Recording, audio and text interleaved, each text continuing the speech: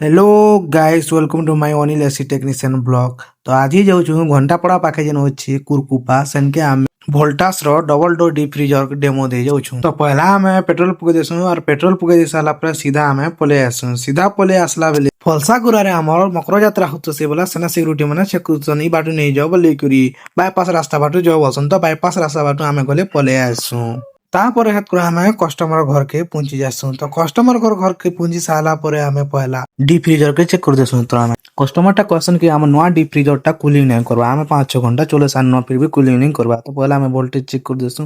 Voltage check कर साला पर खुला खुली कर देसु। खुला खुली कर साला हेत कर आमे कंप्रेसर के चेक करसु। कंप्रेसर भी भल चालसु भल एम्पियर नोतु से बोले। तापर हेत आमे डीप फ्रीजर जेन डोर जेन हैंडल बनते से हैंडल अंडर नोटा कसी देसु। हैंडल अंडर नोटा कसी साला पर हेत आमे देखसु चेक करसु तार कूलिंग करछे कि नहीं देखसु जे बहुत बढ़िया कूलिंग करथुसी।